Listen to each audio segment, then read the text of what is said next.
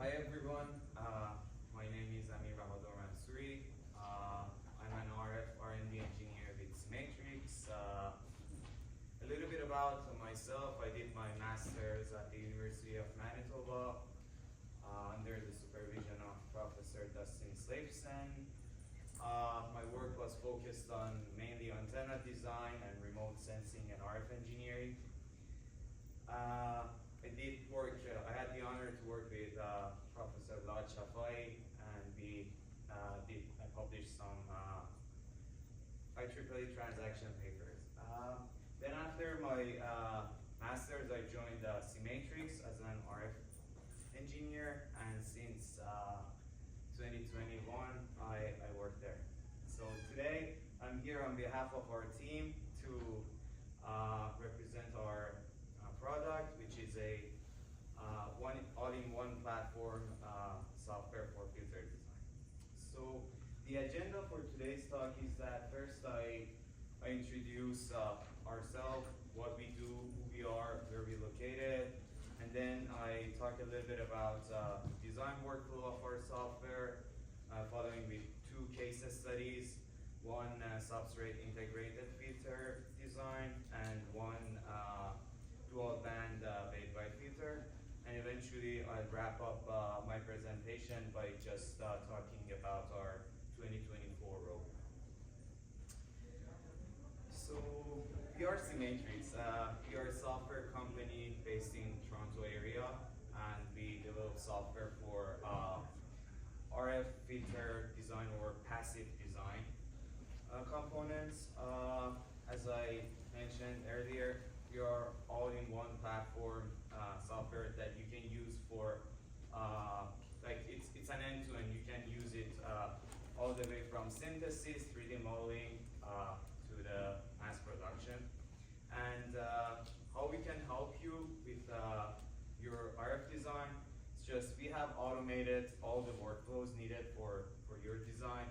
We have a super powerful AI algorithm that can optimize almost any kind of filter, and we have integrated Ansys HFSS into our software. So in other words, we are the front end and Ansys is the back end. So this is how we do the design. So let's just take a look into this video. It's a 9th order cavity coaxial cavity filter. You can see that I'm configuring the setup here, HFSS setup, and the model is being built automatically. Look at all the couplings, round edges of the resonators. You see, if you have done any modeling, you know that this is a very time-consuming process, and it's gonna. Sometimes it comes with unavoided mistakes. Using our automated version, you can create a model less than 30 seconds. As you see, it's just creating the input-output sections, uniting all the model parts, and then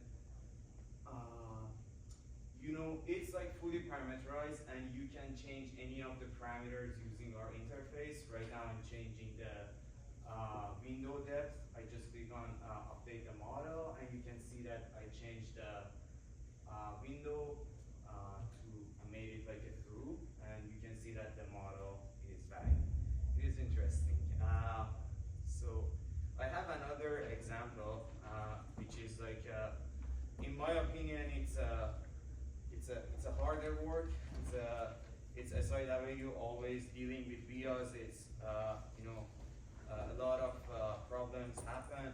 You can see that how easy our software can make a structure for you, input, output, all the couplings, and then we also do all the simulation setting for you. You just need to click on the run simulation and analyze the data. So right now I just show you the last part of our 3D modeling part. Let's just go talk a little bit about our design workflow in more detail.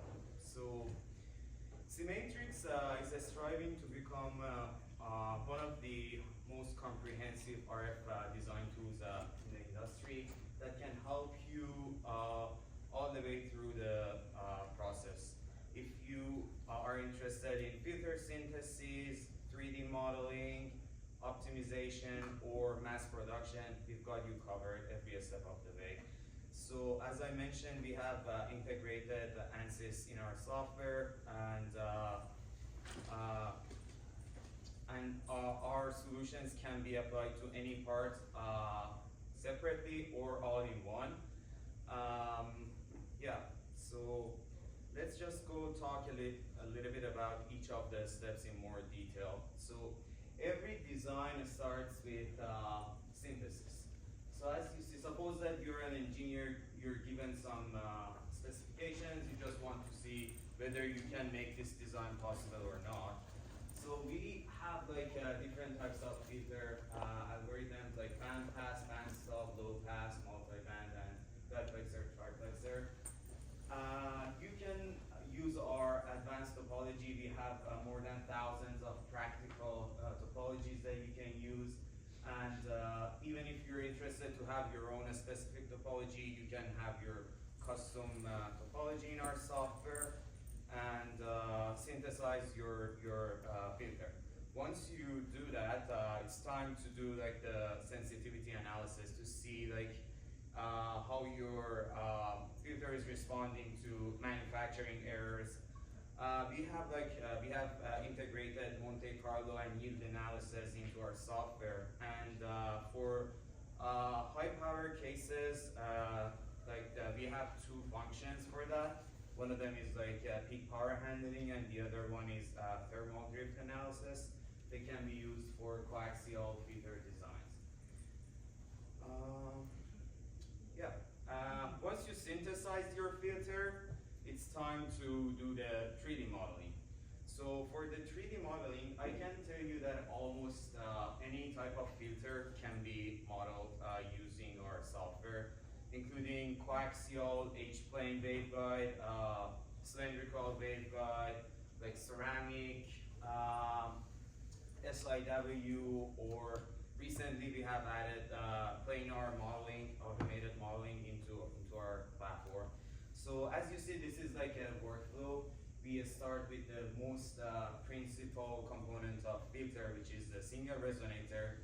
We provide you with like great amount of information that you can design your single resonator properly. Then once you're perfect your single resonator, it's time to create like the coupling. After that, input and output, and then you combine all of these three steps. You get your final filter, and here we just leave it to the AI. This is like the screenshot of our AI, and here is the final performance after the optimization.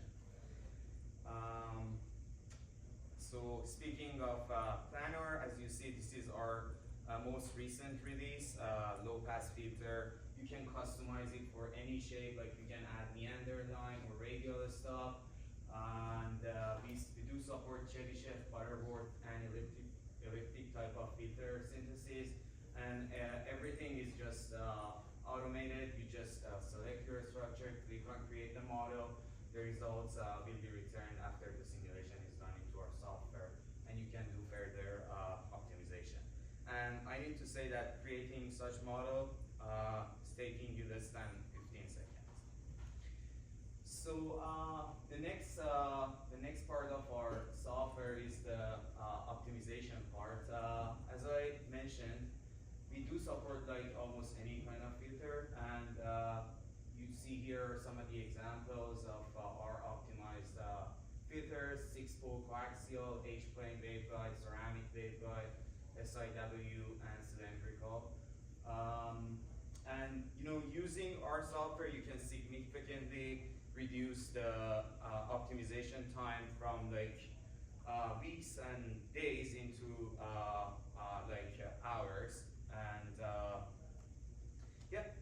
So once you finalize your performance in simulation, you want to finally fabricate your design and test it and do the measurement.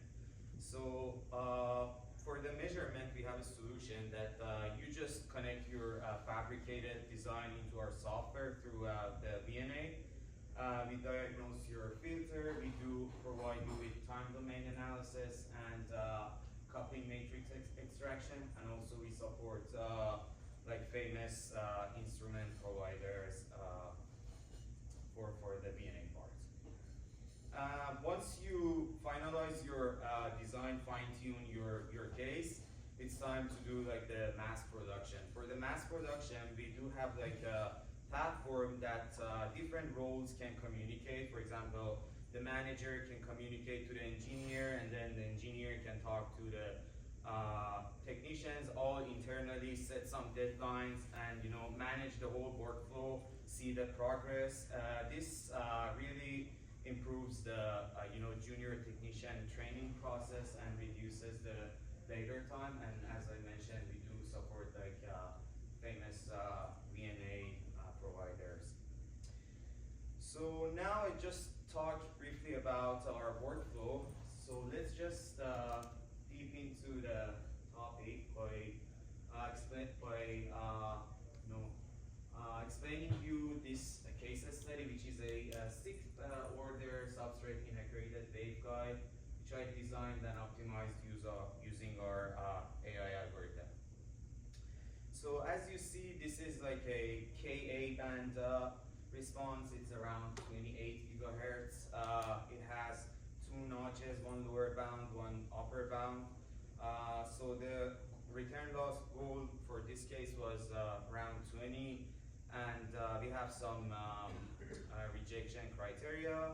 So the process was, I started with adding filter specifications, then I added transmission zeros, I needed to apply some dispersion, and here is the final coupling matrix, and here is the specification parts. As you see, all the specification criteria have been passed.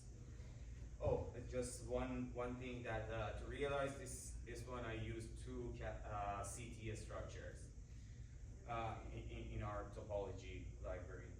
Okay, so once I synthesize the filter, now it's time to do the 3D modeling. For the 3D modeling, as you see, we support four major shapes of resonators: rectangle, square, circle, and hexagon. And one very nice feature of this SIW function of our software is that we can allow you to tune the frequency using tuning via. This can squeeze the dominant T101 mode and change the resonance frequency. You can either like increase it or decrease it by just increasing the or decreasing this distance. So previously, like others, what they do, they just change the radius of the resonator, which I did some cases for with that approach, and you can see that it leads to like more non-uniform cases, and that's gonna cause some leakage from like bigger resonators to like smaller. Okay, once you do the modeling and you run the simulation, as you can see, I got like a resonance frequency around 28 gigahertz. See this green belt here? This is like the range of frequency that I need to operate. It's around 28. I just performed some parametric study on tuning via spacing, and as you see, I was able to cover like the whole range that might be needed for fine-tuning purposes. So once I perfected my single resonator, now it's time to go and do the coupling part. So as you see, we support four major coupling schemes. The first three are like the magnetic coupling, and the last one is a negative coupling, can be used for electrical coupling. With just one click, you can create the model and in HFSS, and the coupling is obtained by analyzing the even and odd mode frequencies in HFSS. So as you see, this is the result of the edge-coupled coupling that I used, and in order to make sure that I can cover like the whole green belt here, this one, which is coming from our coupling matrix synthesis page. I did parametric study on the iris width, and as you see, by just changing it from 1 millimeter to 1.4 with 4 iterations, I was able to cover even like a wider bandwidth coupling coefficients. So once this step is done, it's time for the last step of component designing. It's just input and output. So we again support three different. We support three different shapes of input-output structures.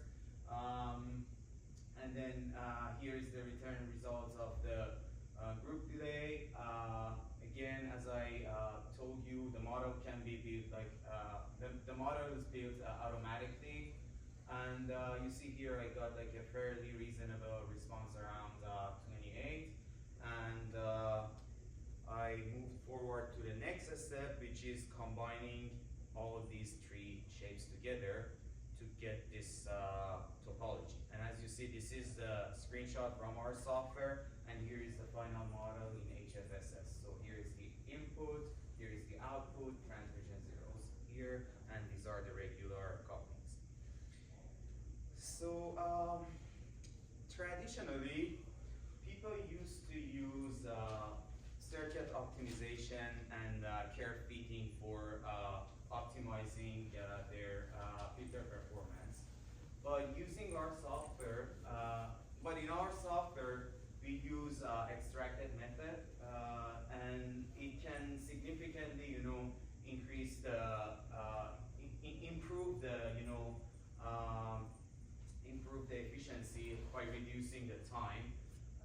So as you see here, this is like the initial response of my SIW filter, and then after a couple of optimization, I was able to get this fairly nice scattering parameters. So the first step of the optimization is that you run the simulation, you get the S2P file, you upload it into our software. We provide you with some error levels. You need to understand these error levels and how can you reduce them and make a great response. So as you see, I have divided the error levels M11, M22, all the way to M66 into one part, and then like the coupling ones here on the lower bound. So M11 to M66, these are the errors coming from the frequencies. So this means that the frequencies are not tuned very fine, and they are the dominant errors. So we start by just reducing this one. As I told you, by just changing the VI spacing, we can tune the frequencies. And then for the couplings, we use this iris width to tune the couplings. So I did like some rounds of manual tuning. And then after that, once I got like a fairly reasonable response, I put it into our AI algorithm.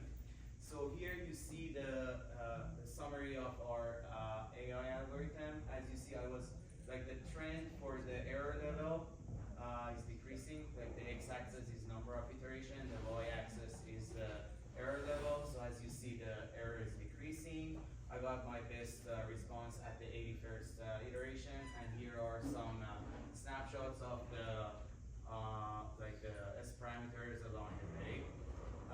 So as you see here, the error was reduced from 0.2275 to 0.112, and what I did was I picked this 81st iteration and implemented into HFSS, and again run another round of AI.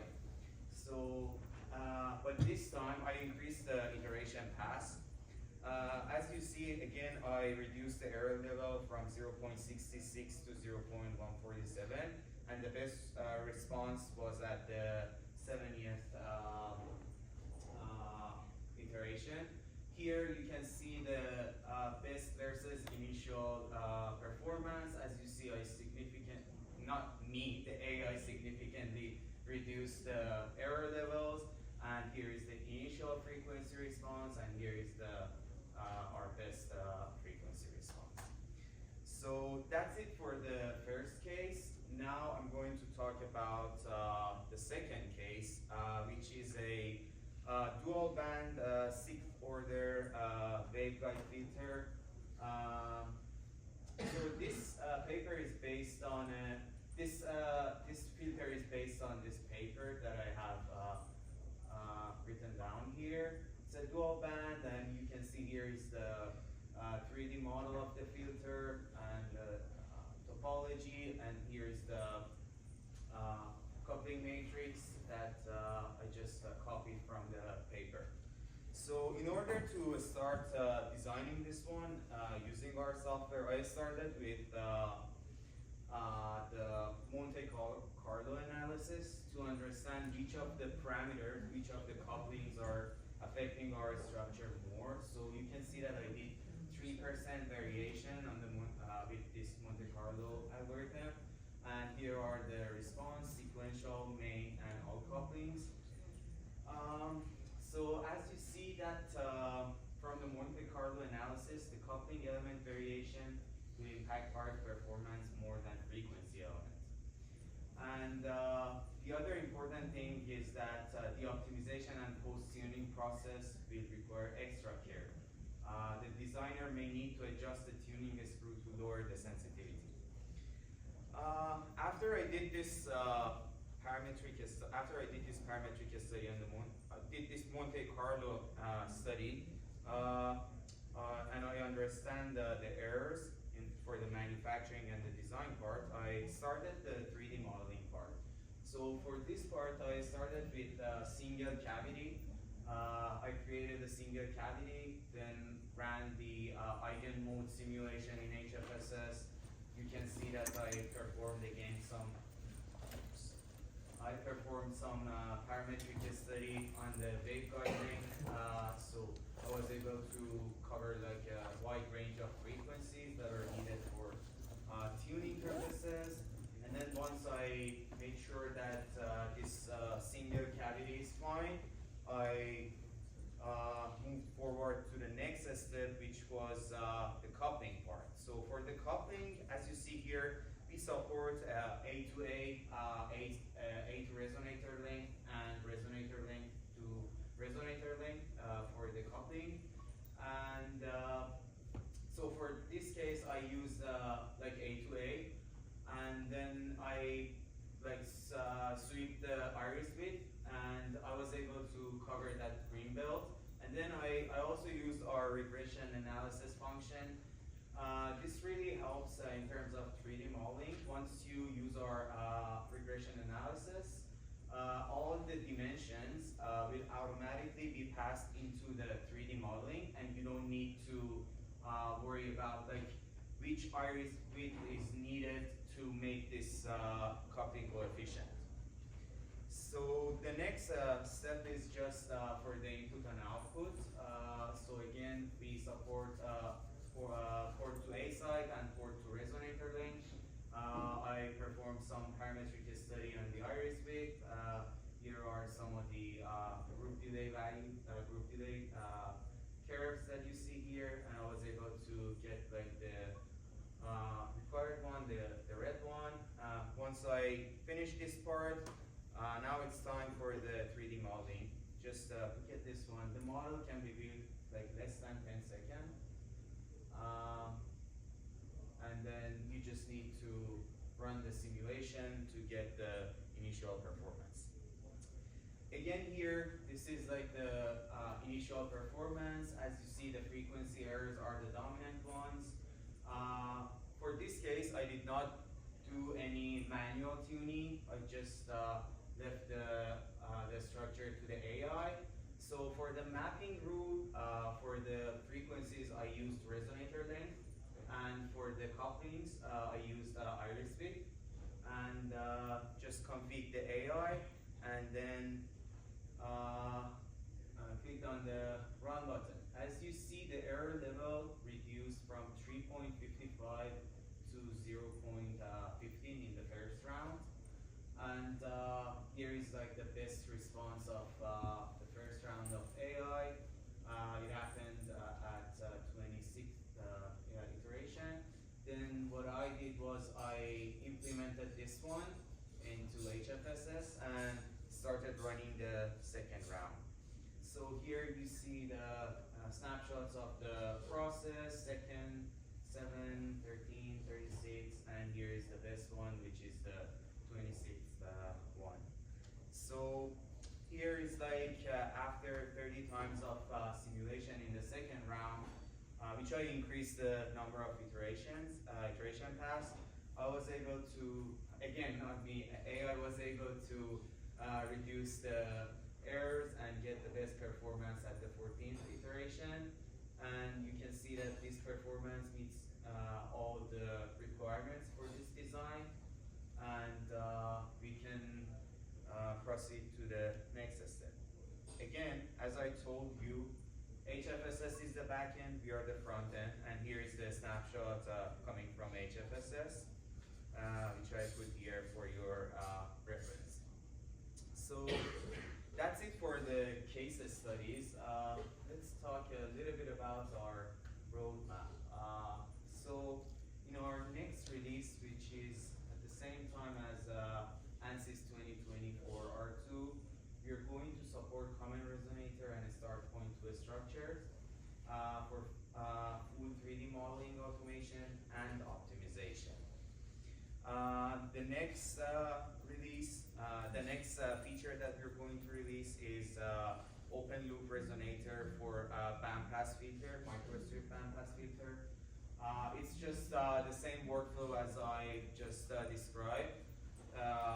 You can start by making the single resonator, coupling structures, then input and output, and finally you can create the full 3D model by just combining the previous steps. And the last work in our R&D for this release is going to be this bandpass planar filter. We're going to support edge coupled, end coupled, hairpin, and interdigital. Like again, automatically modeling and some initialist parameters for you. So that's and this one is just testimonial of one of our many satisfied clients, an engineer from MDA. You can read it through yourself, and I can say that this concludes my presentation, and I am happy to answer your questions.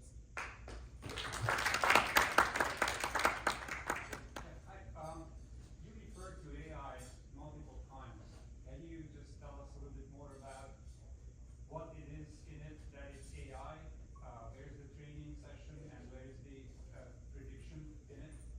Because the way it sounded, it's actually simply deep search, or more analytically put, is really linear regression on multiple cases that you use to extend and find the exact number that you need.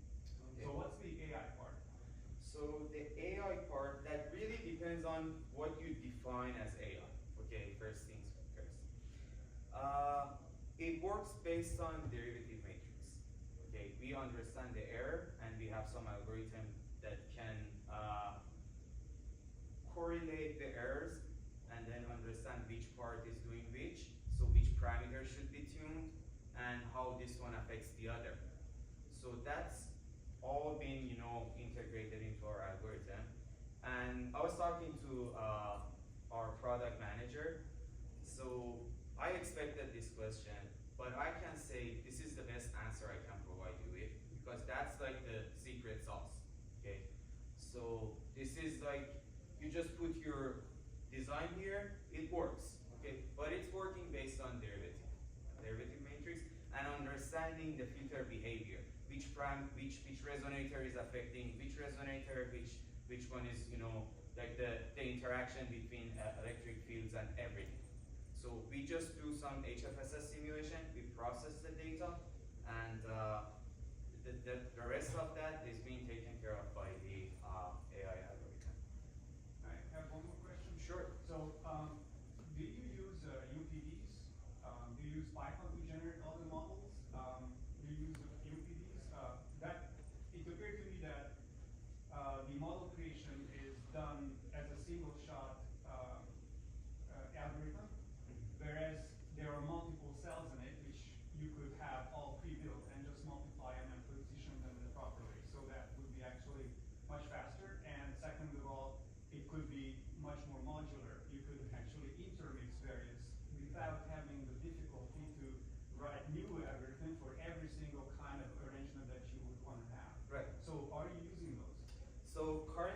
support is you select your resonator type.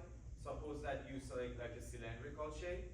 For the rest, it's just cylindrical. But we are planning to let the user like make it modular. So for example, you want to have the first resonator cylindrical, the second one hexagon, I don't know, whatever shape you want. So it's just up to the user. But right now what we support is like more like a uniform shape, but we give you like freedom to just change the position wherever you want, like any variant to like the 360 area. So yeah, that's it for that. So for example, for the planner, which is our latest release, we are planning to do what you just mentioned, and it's going to be modular. You just select what you want, and then like the initial frequency response will be updated based off of that, and also like you can make like any kind of filter in HFSS. Do you also do manufacturing tolerance analysis on? Yes, we do. Yes, we do. As you noticed in the Monte Carlo analysis, we just performed that. That was to make the design. Right. Once you have the design secured and fixed, then do you do that? Like for example, you form cavities with lots of ears. Mm-hmm. Did you look